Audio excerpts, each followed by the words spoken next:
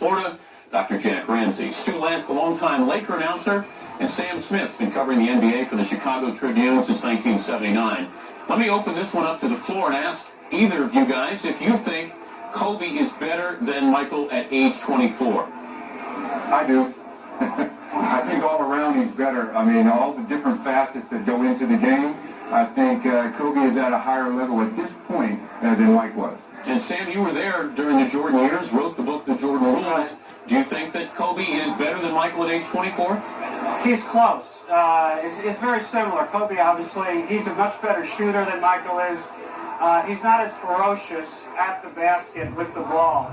To me, the amazing thing is that we're actually talking about it.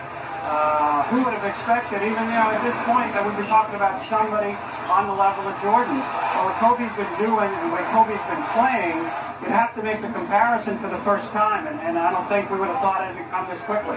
Jack, let me ask you that here's Michael at age 24. He was in his 4th year. Kobe at age 24 in his 7th year. How much of an advantage is that for Kobe? Well, he started at a disadvantage, obviously, but he's quickly regained his pace.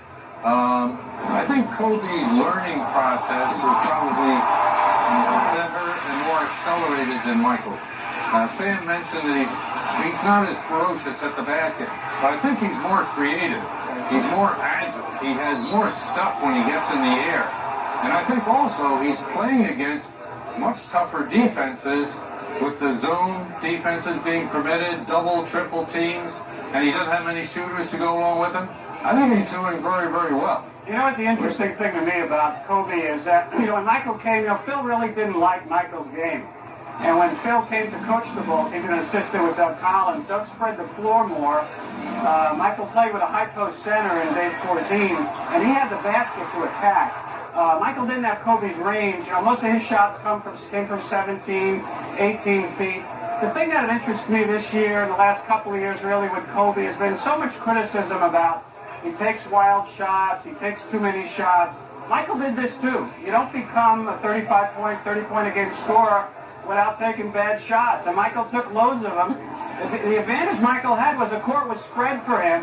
When Phil came in, obviously they had Scottie Pippen and Horace Grant by then, but when they started running the triangle and putting the center where Shaq plays up on the post, it makes it harder for Kobe. And now you see without Shaq, that move Kobe made on Yao Ming, that was Michael as a kid, where he beat the guy on the perimeter, attacked the basket, and dunked on a guy. I haven't seen anyone do that since Michael did it in the 80s. Stu, let's talk about the triangle offense where Phil fine-tuned it with Michael, and Kobe was able to kind of morph himself into that Jordan role in the triangle offense. How much has that benefited him? Well, obviously it's benefited him, but again, when we get back to what Kobe has to do, Michael did have Scottie. Michael didn't have to do all the things that Kobe has to do. Kobe has to bring the ball up a lot of the times, whereas Michael would just utilize that time down the floor as a rest period.